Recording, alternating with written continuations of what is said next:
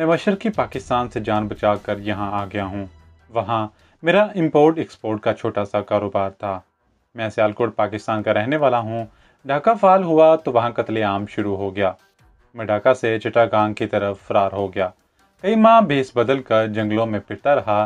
फिर एक स्मगलर की मदद से भारत की सरहद पार करके कोलकाता आ गया। यहाँ भारतीय पुलिस मेरे पीछे लग गई। मैं इनके चंगुल से फरार होकर दिल्ली आ गया। यहाँ डॉक्टर जैदी साहब को मेरी गुफ्तगू ने परेशान कर दिया। जल्दी से बोले, भाई साहब मैं आपकी कोई मदद नहीं कर सकता। यहाँ के मुसलमानों को पुलिस पहले ही शक की निगाह से देखती है। यहाँ अपने बाल बच्चों के साथ इज्जत की रोटी खा रहा हूँ। मैं किसी मुसीबत में नहीं पड़ना चाहता। इतना वादा करता हूँ कि आपके बारे में किसी से बात नहीं करूँगा। जैदी साहब आप मेरे लिए इतना तो कर सकते हैं कि मुझे अपनी कोई पुरानी अचकन और कमीज़ पजामा ही दे दें। मैं इस कांग्रेसी लिबास से छुटकारा हासिल करना चाहता हूँ। जैदी साहब दूसरे कमरे में गए और थोड़ी देर बाद सवारी रंग की पुरानी अचकन और कुर्ता पजामा लिए वापस आ गए। इस गुसलखाने में जाकर कपड़े तब्दील कर लीजिए। मैंने गुसलखाने में जाकर लिबास तब्दील किया। अपनी ख़ास चीज़ें यानी V2 गोलियों का पैकेट और भारतीय करेंसी रुमाल में लपेट कर इसी तरह अपनी कमर के गिर्द बांध दी। जहरीला सिगार अचकन की जेब में डाला और बाहर आ गया। कांग्रेसी कपड़े मैंने लपेट रखे थे। इन्होंने कहा इन्हें साथ ही ले जाएं तो मेहरबानी होगी, और हाँ, बराए खुदा किसी से मेरा जिक्र ना कीजिएगा। इन्होंने कांग्रेसी कपड़े एक लिफाफे में डालकर मेरे हवाले किए। मैंने इनका शुक्रिया अदा किया और मकान से निकल आया। यहाँ से मैंने एक बार फिर रिक्शा पकड़ा और सीधा दरगाह हज़रत निज़ामुद्दीन पहुँच गया। रास्ते में एक वीरान मकाम पर मैंने चलते रक्शे से लिफाफा झाड़ियों में फेंक दिया। दरगाह पर बड़ी रौनक थी। अंदर से कवाली की आवाज़ आ रही थी। ज़ायरीन और अकीदतमंदों का हजूम था। मैंने बाहर से चंद हार खरीदे, दरगाह शरीफ पर जाकर चढ़ाए। चारों तरफ गहरी निगाह डालता हुआ अकबी दरवाजे से कब्रिस्तान में आ गया। यहाँ हजरत अमीर खसरो की कब्र पर फातिहा पड़ी। माहौल का गहरी नज़र से एक बार फिर जायजा लिया। एक आदमी मिर्ज़ा गालिब की कब्र पर फातिहा पढ़ रहा था। इसने मेरी तरफ घूर कर देखा। मैं ड्यूटी में से गुजरकर वापस दरगाह में आ गया। इस आदमी पर मुझे शुबा हुआ कि वो CID का आदमी है। यहाँ कवाली हो रही थी। मैं भी दूसरे लोगों के साथ एक तरफ दीवार से लग कर बैठ गया। मेरी निगाहें कब्रिस्तान वाले दरवाजे पर लगी हुई थीं। मुझे यकीन था कि अगर वो CID का आदमी है तो मेरे पीछे ज़रूर आएगा। 10 मिनट गुजर गए, वो शख्स ना आया तो मैं वहाँ से निकल जाने के बारे में सोचने लगा। मेरा टारगेट जनूबी हिंद का सबसे बड़ा शहर मद्रास था, जहाँ से मुझे भारतीय एटमी प्लांट को उड़ाने के लिए मुंडापम कैंप नामी शहर जाना था। काफ़ी लंबा सफ़र था। दोपहर हो चुकी थी, भूख लग रही थी। दरगाह शरीफ पर लंगर जारी था। वहाँ से मैंने नमकीन चावल खाए और गौर करने लगा कि यहाँ से नई दिल्ली पहुँचकर ट्रेन पकड़ूँ या निज़ामुद्दीन स्टेशन पर चला जाऊँ। खतरा तो दोनों जगहों पर था। मद्रास एक्सप्रेस मुझे दिल्ली रेलवे स्टेशन से ही मिल सकती थी। दिल्ली का रेलवे स्टेशन मुझे ऐसा मगरमच्छ लग रहा था जो मुंह फाड़े मुझे निकलने के लिए तैयार हो। आखिर मैंने फैसला किया कि निज़ामुद्दीन रेलवे स्टेशन से बम्बई का रुख किया जाए। बम्बई से पूना पहुंचूं और फिर मद्रास की तरफ निकल जाऊं। वो बिल्कुल मुख्तलिफ सूबा है। वहाँ मैं निस्बतन महफूज होऊंगा। रुपये मेरे पास काफ़ी थे। वहाँ बैठे हुए लोगों से मैंने मालूम कर लिया कि बम्बई जाने वाली एक्सप्रेस ट्रेन शाम को 7 बजे हज़रत निज़ामुद्दीन रेलवे स्टेशन पहुँचती है और 5 मिनट रुकने के बाद रवाना हो जाती है। बाकी वक्त मैंने वहीं कवालियाँ सुनते गुजार दिया। 6 बजे लंगर से थोड़े नमकीन चावल खाए, ठंडा पानी पिया और पौने 7 बजे दरगाह शरीफ से निकलकर एक रिक्शे में बैठकर स्टेशन की तरफ रवाना हो गया। रेलवे स्टेशन पर ज़्यादा रश नहीं था। मैंने बम्बई तक फर्स्ट क्लास का एक टिकट खरीदा और एक कैंटीन की ओट में बेंच पर बैठ गया। अब मुसाफिरों की रेल पेल शुरू हो गई थी। ठीक 7 बजे दिल्ली की तरफ ट्रेन आ गई। ये पंजाब मेल थी। ट्रेन में काफ़ी रश था। मैं फर्स्ट क्लास कंपार्टमेंट में दाखिल हो गया। यहाँ पहले से ही 3 मुसाफिर अपनी अपनी नशिस्तों पर विराजमान थे और इनका सामान फर्श पर रखा था। नशिस्तों पर बिस्तर लगे हुए थे। इनमें एक सिख था और 2 हिंदू थे। हिंदुओं ने तिलक लगा रखे थे। मैं अपनी सीट पर बैठ गया। मुसाफिरों ने मेरी तरफ एक नज़र देखा और फिर आपस में बातें करने लगे। मैंने अपनी तसल्ली के लिए खिड़की से बाहर देखा तो मेरा दिल धक से रह गया। वही आदमी जिसने दरगाह के कब्रिस्तान में गालब की कब्र पर फातिहा पढ़ते हुए मुझे घूरा था, प्लेटफार्म पर सामने खड़ा मेरी तरफ देख रहा था। गाड़ी ने सीटी बजाई तो गाड़ी को दचका लगा। वो शख्स अब भी मेरी तरफ देख रहा था। मैंने सर नीचे कर लिया। ट्रेन प्लेटफार्म से निकल चुकी थी। मैंने सोचा, अगर ये सीआईडी का आदमी है तो मेरे साथ ट्रेन पर सवार क्यों नहीं हुआ। हो सकता है इसने यहीं से अगले स्टेशन पर खबर कर दी हो कि मैं फ़िलहाल कंपार्टमेंट में सवार हूँ। इस ख्याल ने मुझे परेशान कर दिया। सिख मुसाफिर मुझसे पूछ रहा था कि मैं कहाँ जा रहा हूँ।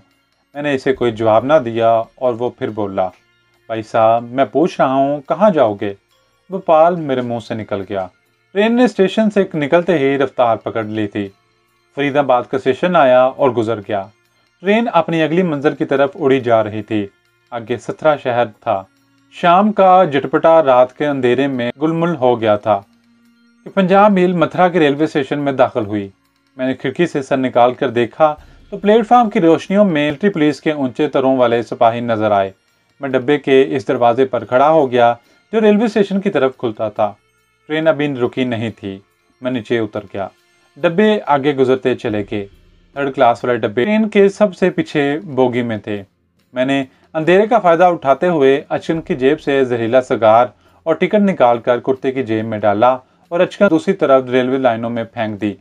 जो ही थर्ड क्लास का डब्बा मेरे करीब से गुजरा, मैं इसके दरवाजे से लटक गया। ट्रेन कुछ आगे जाकर रुक गई। थर्ड क्लास के डब्बे में बहुत रश था। एक मुसाफिर के सामान की आड़ लेकर बैठ गया। कई मुसाफिर अंदर घुस रहे थे। सामान खिड़कियों से अंदर फेंक रहे थे। मैंने देखा कि दरवाजे के आगे लोगों का सामान पड़ा था, जिसकी वजह से वो बंद था।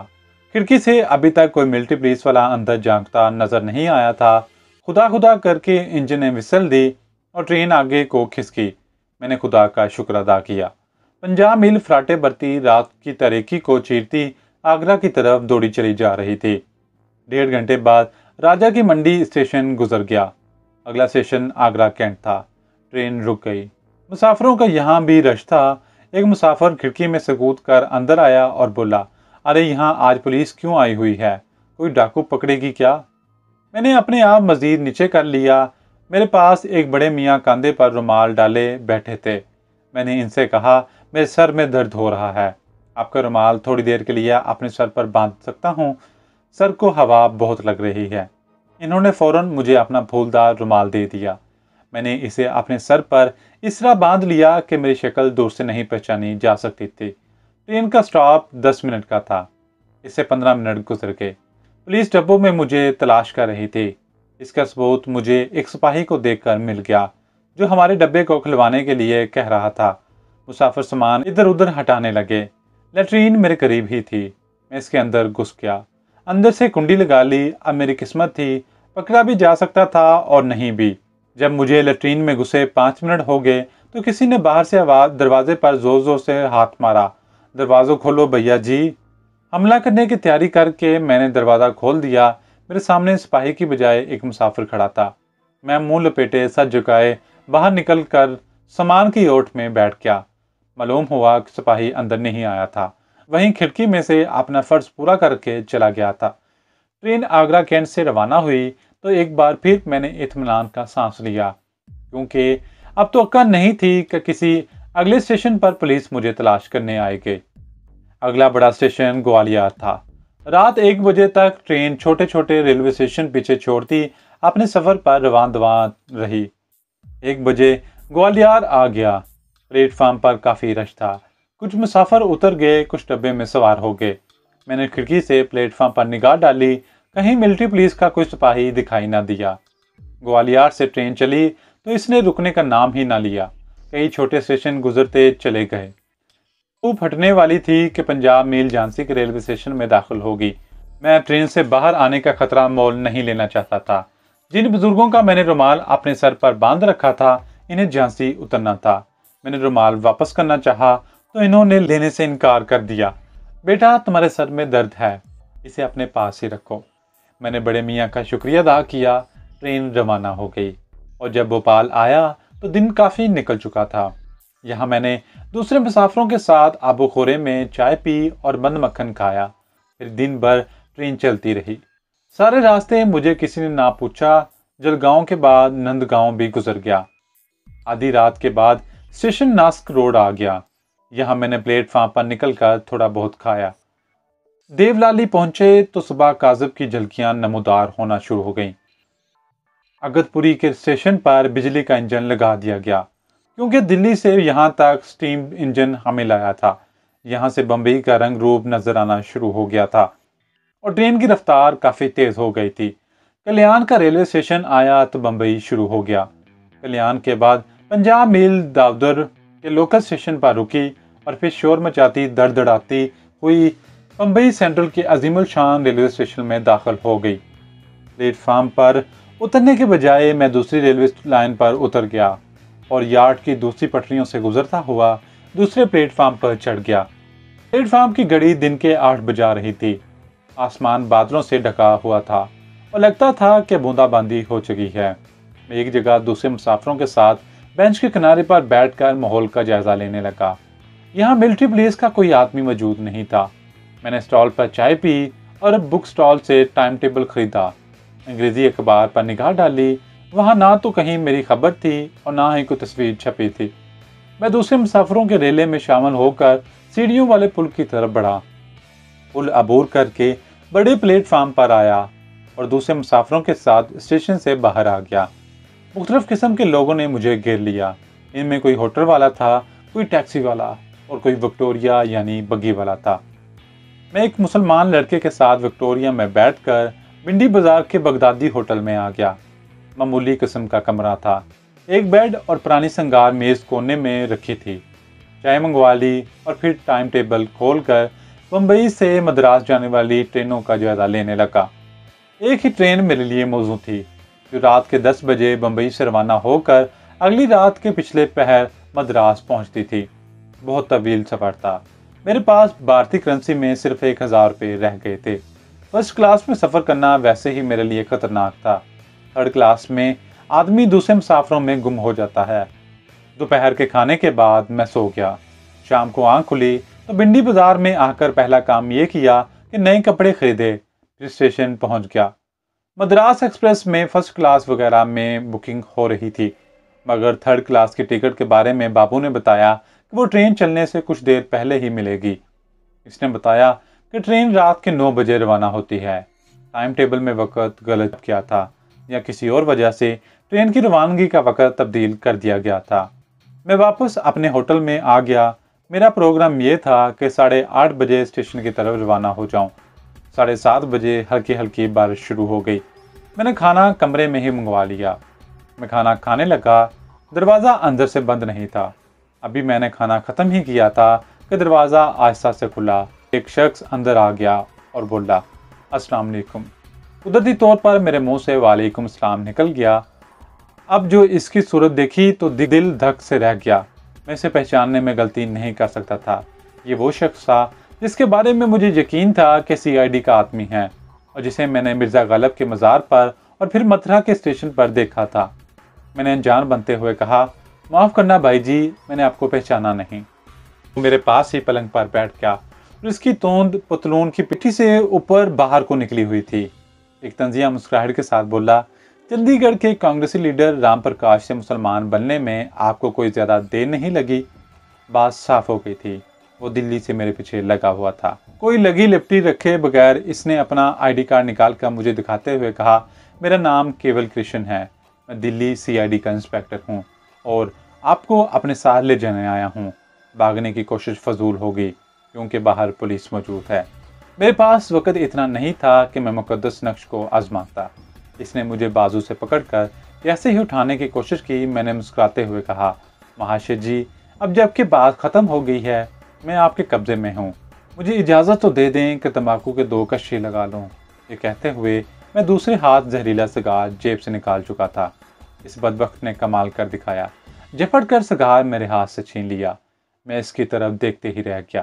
वो सिगार की तरफ देखते हुए बोला, ये तुम बुझा हुआ सिगार क्यों पीते हो? जहरीला सिगार मैं कई बार बुझा चुका हूँ। मैंने कहा, बुझे हुए सिगार में ज़्यादा नशा आता है। इस गधे ने देखते देखते सिगार फर्श पर फेंक कर इसे पाँव से मसल दिया और अफसोस कि मैं अपनी इंतहाई कीमती सिगार को न बचा सका। ये काम पलक झपकते में हो गया था। जो कुछ मैंने किया वो भी पलक झपकते में हो गया था। इसके जबड़े के लिए मेरी एक ही फ्लाइंग किक मोहलक साबित हुई। वो पलट कर गिरा। इसकी खोपड़ी का पिछला हिस्सा सिगार मेज के किनारे से टकराया। मैं उछलकर दोनों पैरों से इसके हलकूल में गिरा तो इसकी गर्दन ढलक गई और खोपड़ी के पिछले हिस्से से खून उबल उबल कर बहने लगा। मैंने अपने कीमती सिगार को आखिरी बार देखा, वो रेजा रेजा हो चुका था और मेरे लिए बिल्कुल बेकार था। ये बहुत बड़ा नुकसान था, लेकिन अब मुझे वहां से हर हालत में भागना जाना था। मैं होटल की सीढ़ी चढ़कर छत पर पहुंच गया। मैंने मंडेर की ओर से नीचे देखा। वाकई नीचे पुलिस की एक जीप खड़ी थी। एक थानेदार जीप के करीब बेचैनी से टहल रहा था।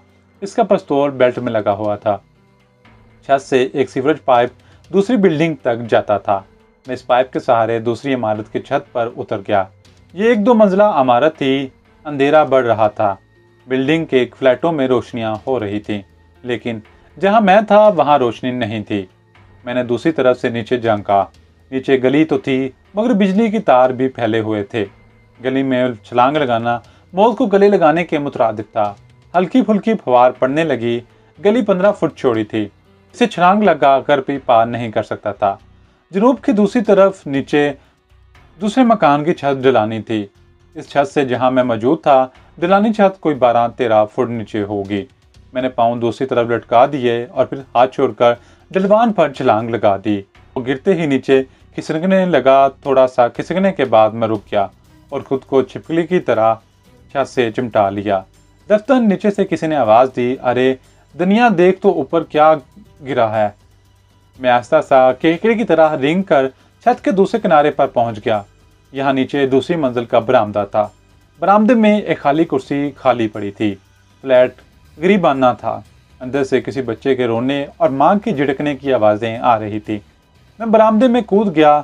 आवाज सुनकर अंदर से मराठी औरत साड़ी संभालते हुए निकली।